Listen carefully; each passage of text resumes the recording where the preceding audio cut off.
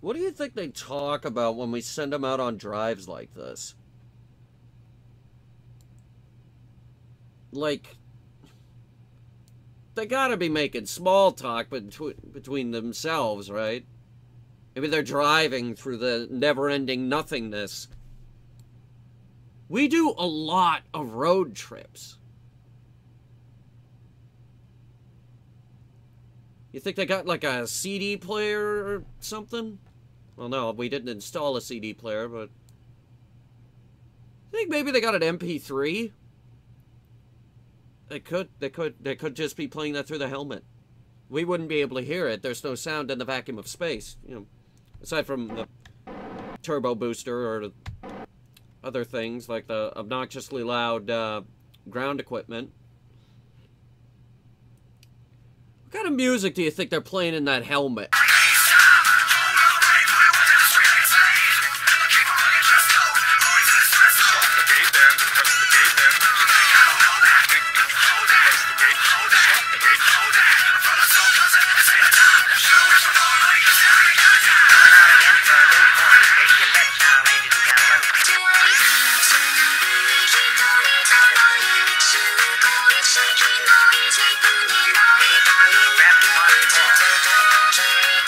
The Headhunter Space Program is brought to you by GreenMenGaming.com. Head down to the description below for some great deals on video games, or don't, and we'll go bankrupt. Oh boy, it's me, Future Hunter. Yep, it happened again. This time, Hunter catches the fact that the microphone is off mid-episode. So in the meantime, it's me, Future Hunter, here to entertain you, I guess. So the purpose of this video is to, well, basically get back to the base camp, which I believe, yeah, he's zooming out to show you where the rocket is. Yeah, it's down there in the corner. He's pointing the mouse at it. To get back to the rocket and then ascend off of the surface of Dres. Speaking of the surface of Dres, it's looking mighty fine, isn't it? It's looking way better than it did in the previous episodes. Yep, that is because I finally found the damn shader. They call it a shader. Instead of HD textures, they call it a shader. It's only available through the main menu, and I had no idea it was called that, and I figured if I turned the shader on, it would make the game run shittier. Finally, with the new graphics card, I decided to start snooping around. So this is the beefed up Dres terrain on medium settings, I believe. The planets that have been updated include Kerbin, the Mun, Eve, Duna, I think Minmus, Gilly, possibly Moho, and that's it. Obviously Dres, but we're on Dres, so I didn't bother mentioning Dres. So, anyway, after we reach the lander,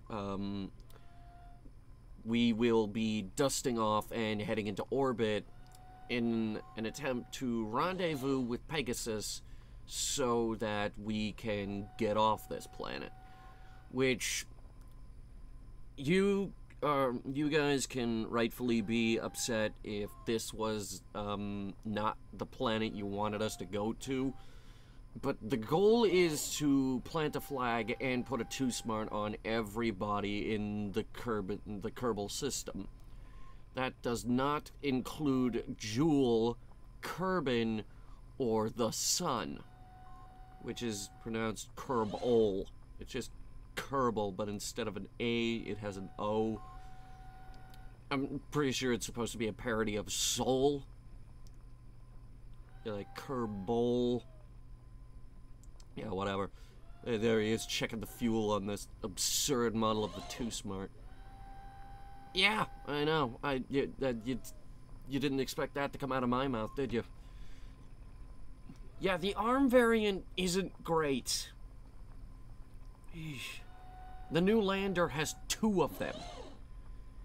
Yeah, it's the Starshot Trailblazer. I keep coming up with ridiculous names, I know, but hear me out.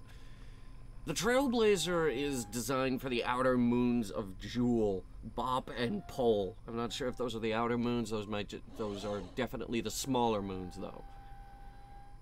But yeah, the plan is to take that lander and land on both moons, and for that we need two smarts, and it has an astounding 8 storage containers. 8 for the science equipment that we're bringing down to the surface of the planet.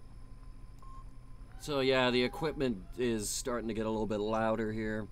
Eventually it's probably going to overpower my voice unless I can do something about that. Probably just like lower the volume of all the science equipment that we got over there, which is kind of important because I do a lot of calculations coming up, and that's, well, it's interesting science for those of you who are interested in the science, but like that might not be everyone's cup of tea. Some of you are just here to watch spaceships explode, and then when you realize that the head of the production space program doesn't aim to make spaceships explode, we aim to make them work, they sort of leave. And stupid me just started up Elite Dangerous because I'm supposed to go mining tonight so that we'll have enough money to buy fleet carriers. It's kind of weird that you're hearing about Elite Dangerous on this game. Elite Dangerous is actually getting space legs finally.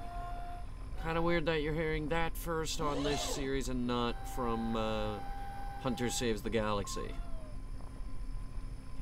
First we gotta conquer the solar system though, don't we? Just conquer the Kerbal system. Okay, so that stuff is starting to get louder. I'm gonna move the mic here closer so that I can actually talk over the dumb science equipment, because I'm pretty sure at one point he, like, past Hunter, like, looks right up to one of them and is like, look how loud this stupid thing is. Look how shit this machine is. It makes too much noise and it's not aligned at all with the actual motion of the thing. I know which part it is, too. It's the frickin' goo detector. It's got like a camera to look at mystery goo. It's the camera moving around. Eventually it does the, here, give it a sec. Eventually it does that noise. And that is the frickin' goo container spinning around. Half the time, most of the time, the sound is not synced up properly. And there goes Samby knocking himself over, flailing his head back and smacking against the rover, knocking it around a little bit. God, is that a testament to how light that rover is, or just how strong Samby is? I have no idea. Alright, let's see where he's going real quick. Oh, that's the wrong ladder. That's the wrong... Yep, see, there he goes. He's figuring it out. Trying to figure out which ladder he's supposed to take, because he hasn't... Past Hunter hasn't looked at this ship in a while. This is a, well, it's a Starshot class. I don't remember which class this one is. I've been working on Trailblazer. I think this is a... Yeah, it has... I'm pretty sure it's a Destiny class because of the arrow spikes. And he forgot that he forgot the ladder. He forgot that he forgot something. How about that? Alright, you gotta... There you go. Going inside of the ship there. Now he's gotta go grab Joffkey here. Joffkey is, like, just one of the Kerbals that ends up going everywhere. He was the first guy we sent to Duna on basically a suicide mission. But he came back. There we go, he's putting up the flag here.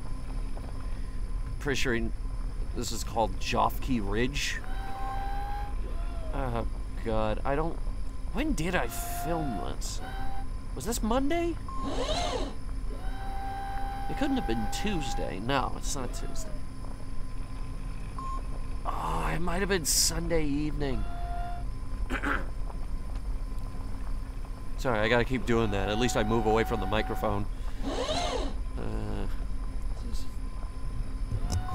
Thing on the top there, sticking out. I'm not used to being this close to the mic, but you gotta talk over the stupid machines. Okay, just grabbing data out of the car here. Did a bunch of science on the way back. So he's grabbing that because he forgot to take Sambi and do that, and now he's gonna frickin' fly all over the place. Fly right on up to the capsule there. It's not even a capsule for this, is it? It's like... It's very attached to the lander itself.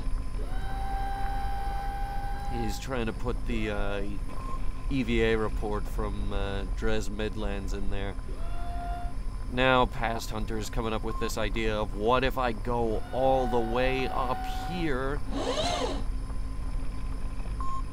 and we get a report from just above the Midlands. Haha, I outsmarted you, game. Heh. And now he's gonna try to put that in. Forget if this one goes. Yeah, it goes. Okay.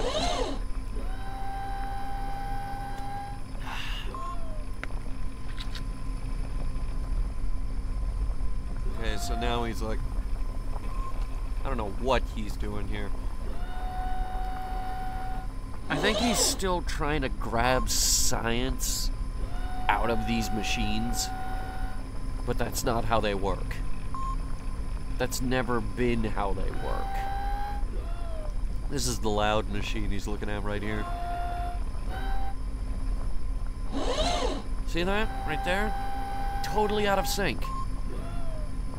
What the hell is that crap? Anyway, I'm looking at the audio here. It goes completely quiet here in a little bit. I'm pretty sure it, like... Okay, stop looking at it. It goes quiet here in a second. I'm pretty sure it, He goes into the map here and starts trying to figure out how to get him home.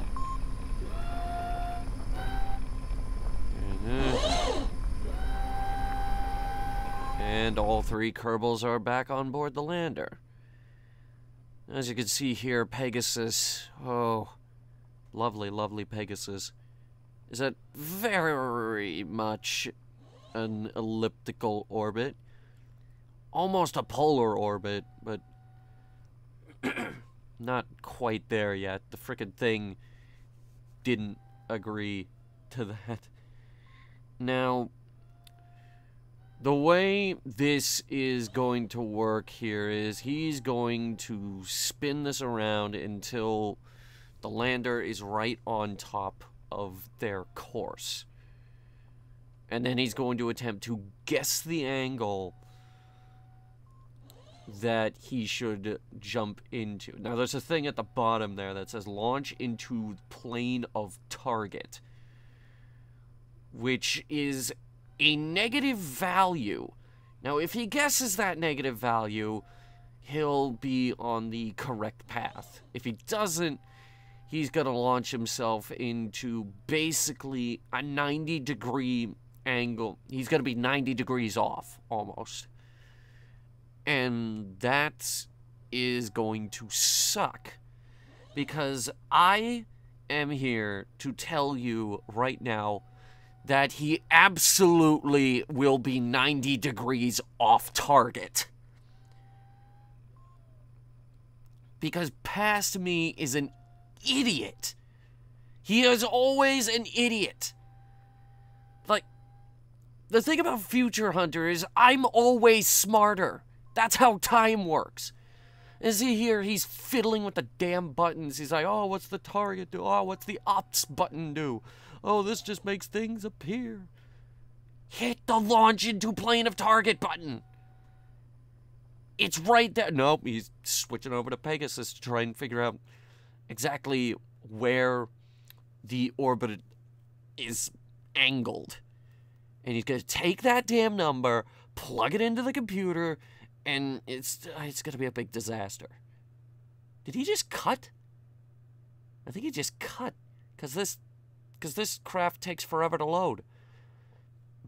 Because it's enormous. It's a very large ship. There are finer interplanetary transports, but this is the one we built. He's looking for... What he needs is that button up on Mechanical Jeb that says orbit info. But no, he's gonna flip around here, maybe click on Pegasus a little bit, click on the Periapps node right there. Frickin' looks through all these different screens because Kerbal has a lot of them. Maneuver nodes, toggle map, docking mode. He hits the toggle map button for some reason. I don't know why he did that. Finally, he's looking at Mechanical Jab. He's like, oh, the fucking orbital info. Oh. At an inclination of 48.312. He's going to plug in 48.312. He's repeating it over and over to himself as he's loading the lander. He's like, I'm going to plug this into the computer and we're going to go... That's how past me talks. God, he's an idiot. Yeah, well, we're coming up on the launch here in a little bit, where he launches himself off the planet like a freaking bat out of hell. And... this particular launch is actually quite frightening with how much the darn thing, like, jolts to the side and whatnot. Of course, it's nighttime now. He's looking at Ascent guys. He's like, oh, look, the orbital inclination. They could put in 48.3. He can't even be bothered to put in the whole damn number. Like, yeah, no, I'll just make the minor adjustment when I'm in orbit. That's... Why? That's just more fuel you have to burn. We do burn through the entirety of those frickin' aerospike fuel tanks, by the way. We eventually have to rely on the central engine. And now he's looking around here, looking at different buttons. Got classic Ascent profile. He's like, oh my god, look at the amazing run. Okay, engage the autopilot. And now for some reason, I still don't know why it did this. The autopilot wanted to do this in 3 hours from when I clicked the button. So we spin around a bunch. Coming up on T-minus 1 minute, T-minus 30 seconds. 10, 9, 8, 7, 6, 5, 4, 3, 2, 1.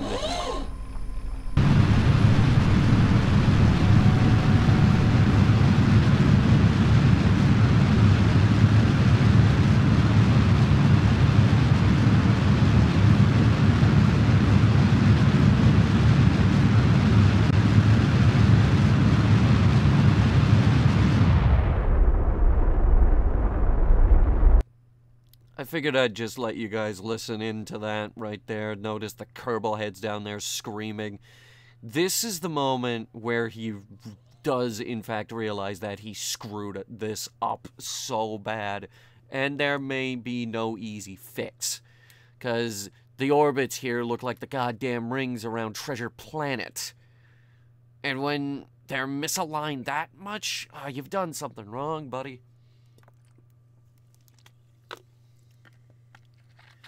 freaking here trying to fix it. He's like, here, set the damn angle to 0. Now, to be fair, here, I'll let the engine burn so you can hear me.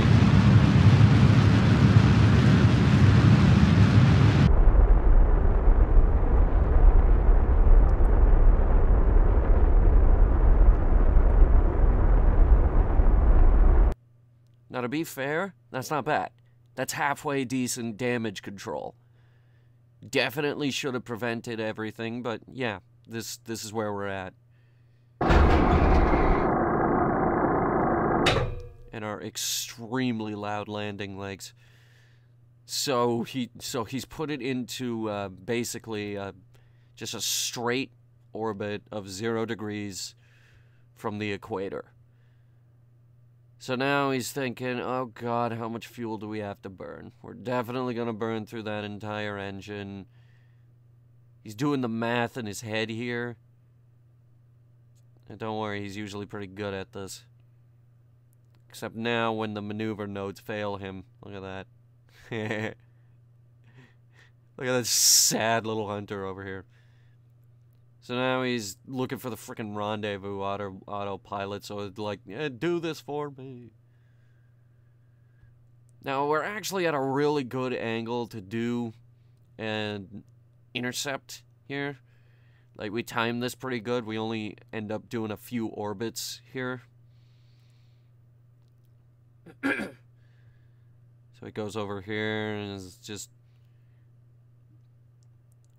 It's a short burn from the looks of it. Here we go.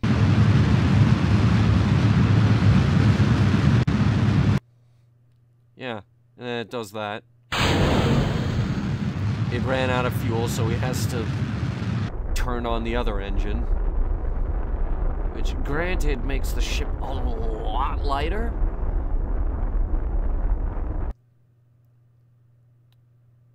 But yeah, now he's on his way. So this was recorded the same week SpaceX launched people into space, which was an awesome launch, by the way.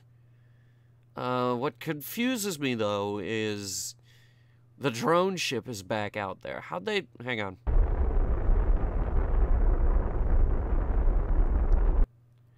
How'd they get the drone ship back out there so quickly? It took them a few days to get the booster back, at least according to the pictures. Didn't it get back yesterday? Maybe, like, they gotta go really slow when bringing it in, but then, like, they could get it out there really fast. I don't know. We just had the Starlink launch, though. For the first time, the camera on the drone ship didn't crap out.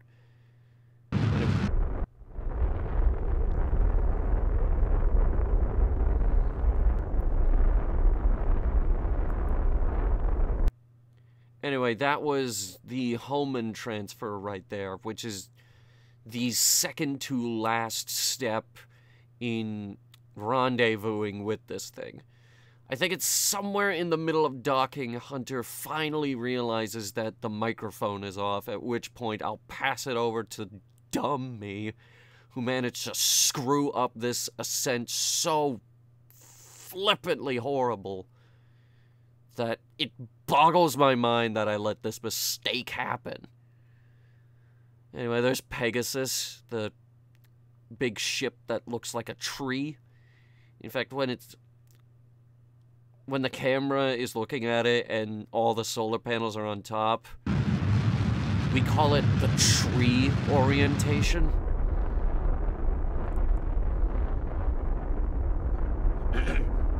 This is a decently long burn right here for some reason. There's a lot of noise.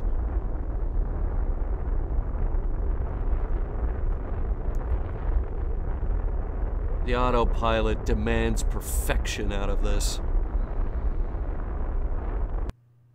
And there it is.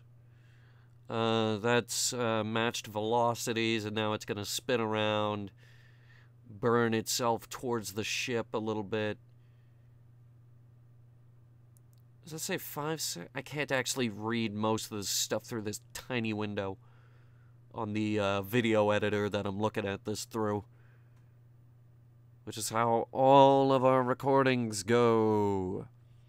Yay. Let's see, it's 1 second. It's gonna burn for like very short amount of time.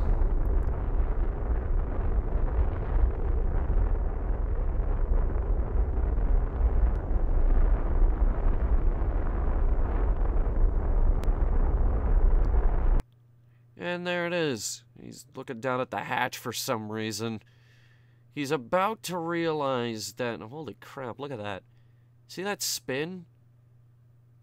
How many G's do you think they pull when the ship does that?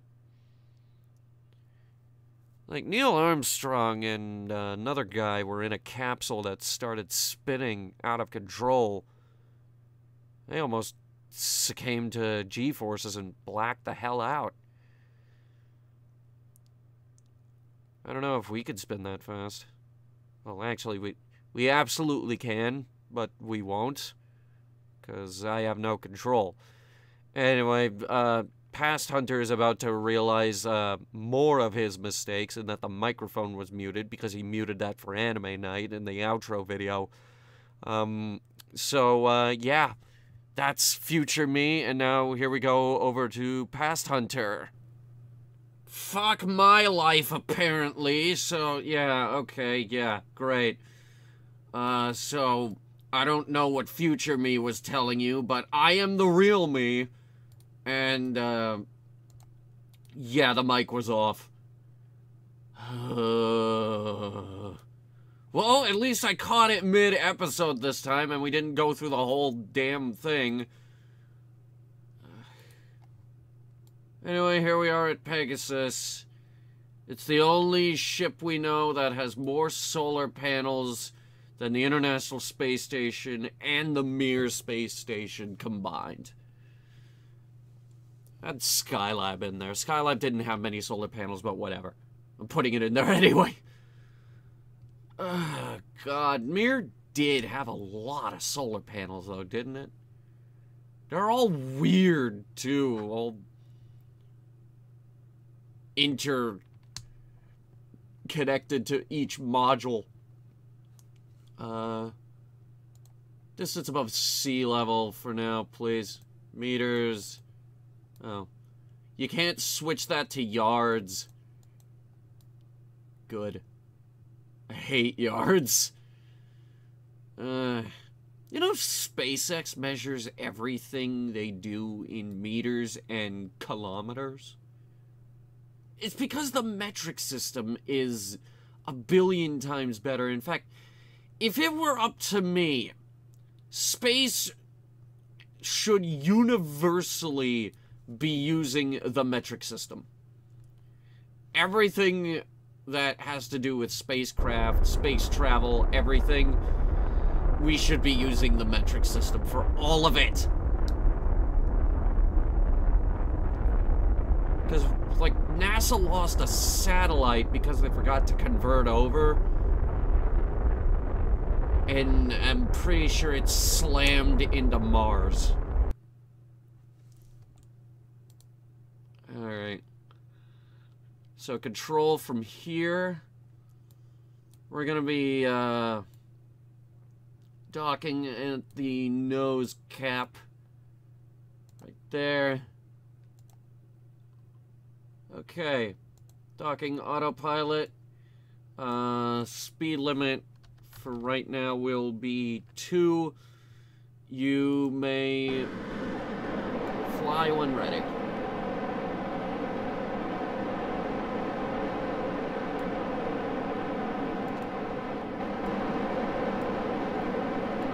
You're drifting, maybe,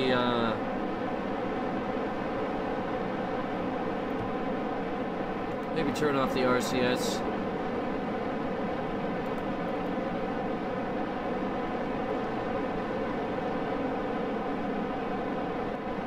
Okay. This is the most dramatic part of the,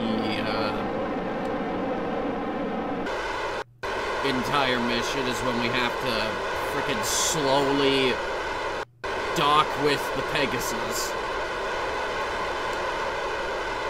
From there, we will be leaving the Helios lander in orbit around Duna, where it will serve as the Helios relay.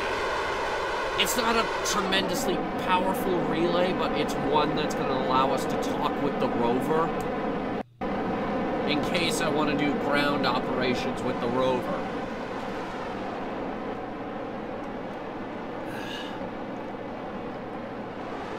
We're probably going to do the same thing with Joule, but Joule might have a mass relay.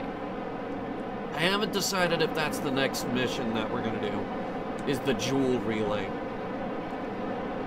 We have the Duna relay. The Duna relay is important, and we might need an inner planets relay as well.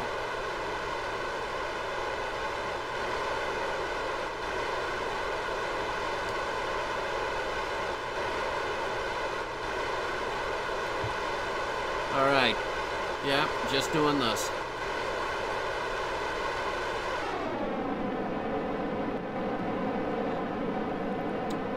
Coming in. This is where Charlie, Bob, and Filden and What's-Her-Face have been hanging out.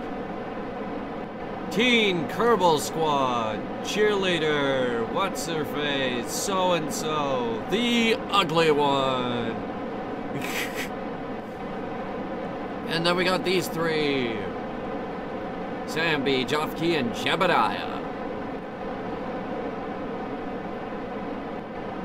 Undecided who's coming on the next one. The next mission lined up is the Bopple mission, which is going to be our first visit to Joule. The first of several, as a matter of fact. We have a number of moons that we have to visit there. But after the Bopple mission, we have Operation Mahalo. We have, hang on, I named them, give me a second. We have the Tylo trial.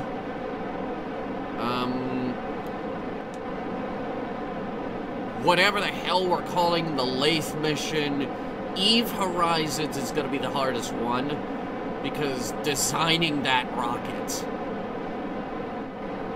Pegasus will only be flying, Pegasus will only be flying 4 people on that mission, because the lander is going to Eve separately on likely a God rocket or something along those lines.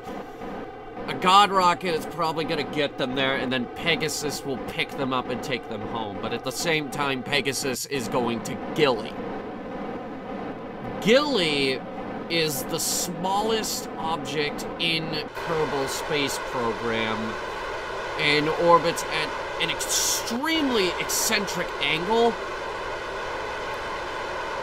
It requires the least amount of Delta V to land on. And, alright, we're starting to move forward towards the dock. Please slow down so you don't break my extremely expensive shiny spaceship. As a thing too, it's very big, it's very shiny, and it is very, very expensive. This is my interstellar Conqueror ship. There are finer ones, but this is the one I built. You see people online playing Kerbal Space Program, and they build frickin' starliners. Big, fancy-looking things that you have no hope of ever putting in orbit. They have to cheat them into orbit. And then you got people that are like, this one's gonna go, it's gonna mine here, here, here, here. I've planned everything, every single little tiny thing. Oh my god, oh my god, oh my god. No. I really feel like Pegasus is a more casual approach to all of it. Because, like, this is a ship I feel that anyone could build. Because, like, you just put the pieces together in orbit, off you go. Speaking of putting the pieces together, I think this is our final configuration. Undecided right now. But when we get back to Kerbin, we have one more crew cycle mission, and then we got the refueling, and then we'll be off. Because here's the thing. Our goal is to conquer Kerbal Space Program before Kerbal Space Program 2 comes out. Now, in order to do that, Kerbal Space Program 2 comes out next year. So, we need to start either removing episodes or uploading episodes more often. So, we're going to try to do both. I want to get 2 Kerbal videos up a day, for starters. Well, not 2 Kerbal videos up a week. So, you'd get 2 per week.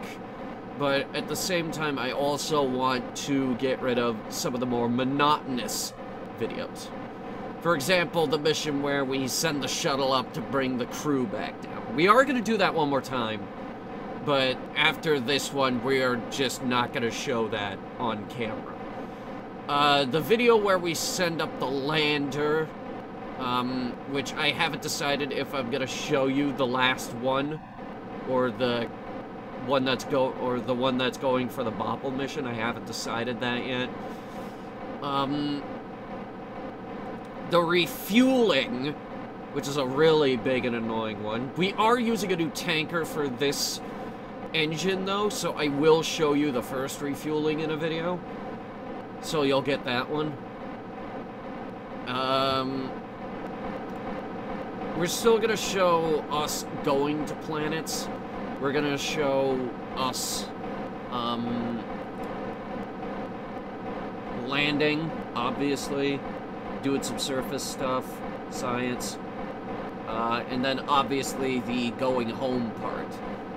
The most important things here are, does our rocket have enough power to make it to this planet, and does it have enough power to land, does it have enough power to get back? Those are the most important parts of Kerbal Space Program, honestly. If you can engineer a craft that does all of these things, then hurrah.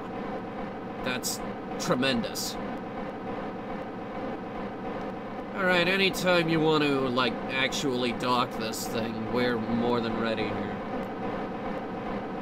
Honestly, I'm running out of things to say here. You seem to be going a little bit crazy on the RCS. Maybe if you went a little less crazy, the ship would be a little bit more cooperative. Hit the lights. Just to light up the front of the ship.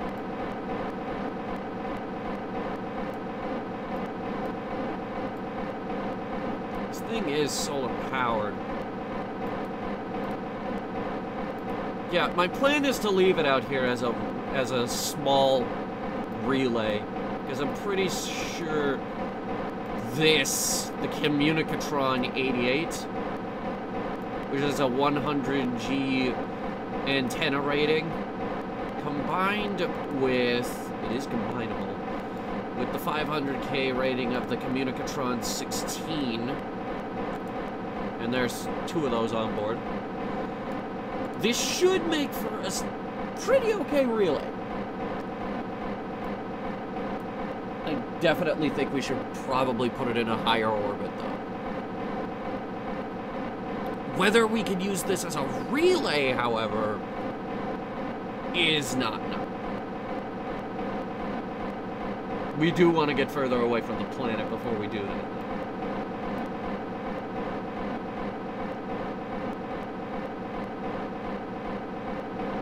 Alright, we're almost there. Why don't you go ahead and turn off the autopilot and just drift on right in there.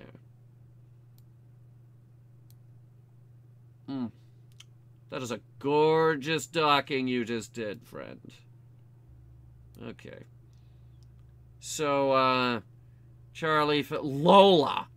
How did I forget Lola? I don't know. Okay, Jofke, you love going outside a lot. Alright, so grab all of our experiments. Experiments!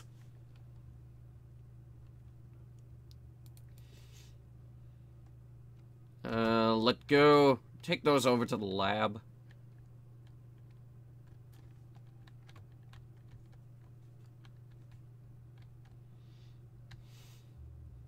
You can jump into the lab if you want.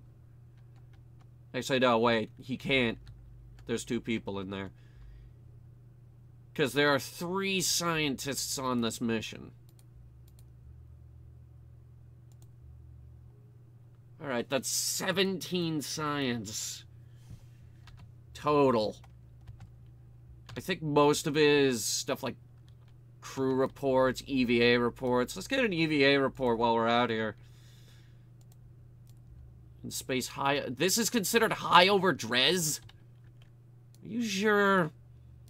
I don't know how accurate that is. Feels kind of low.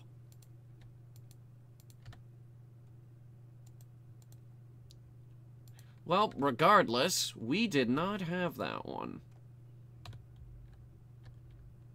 Alright, easy. Stop nudging it! God, every time you nudge this thing, it moves a very tiny bit. Oh my god, you see what the rocket at the front is doing right now? Ugh. This is why.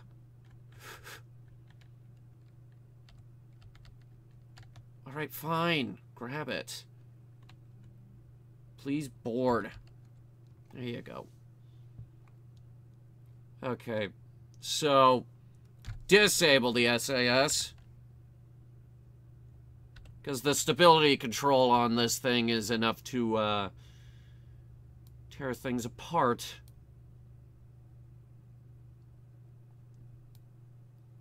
Okay. Like, this thing is so large, it has its own gravitational pull. Alright, Samby, why don't you, head down here. There you go. And Jeb, head on up to the bridge. See how our good friend Filden is doing. Hang on, let me just open this up. There they are. So there's 2 people in here, I believe. Is that accurate? Yes. There are 3 people in that module, actually. So there's 3 people in that module, and the, this thing right here is empty, which means we do not need you. Fairly well, Helios. We hardly knew ye.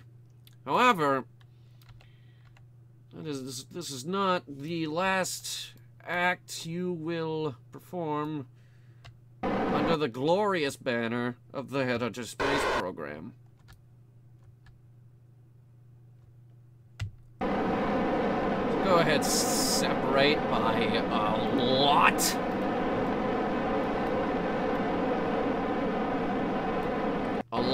A lot more, buddy. A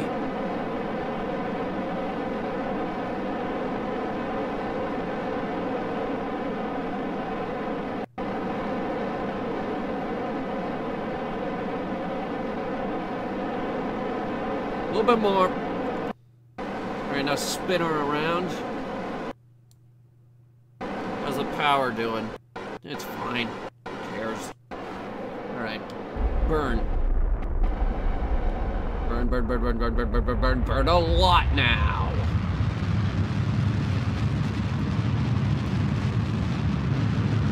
Not too much. Do not want escape velocity.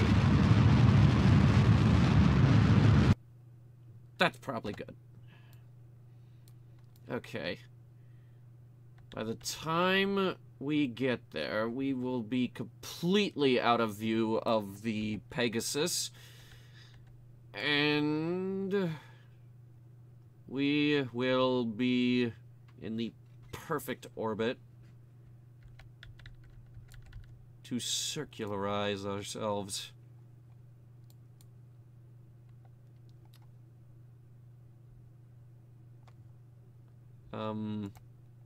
Unset the target. There we go. Maybe so prograde. What was that noise? Alright, now that's the new... Now this is the lower half of the orbit. Alright, from this range... it should serve as a pretty decent relay that's not going to get blocked too much by Dres very often. Also, I believe it can still communicate directly with Kerbin.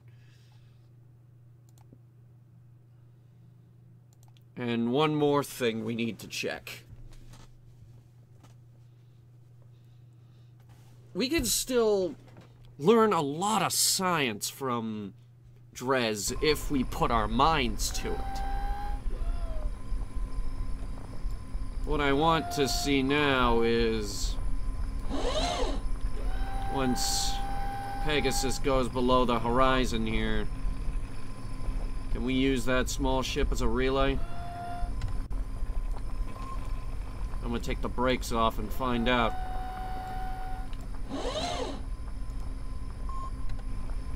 Apparently not. Huh. Is your antenna up? What's going on, buddy? Alright, try it now.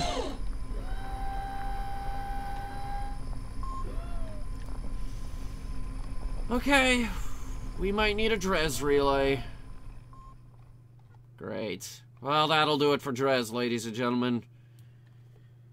Thank you guys so much for coming. If you liked it, go ahead and hit the like button really hard with your head. And get ready for a lot more kerbling around. Because very soon, things are gonna get even more insaner.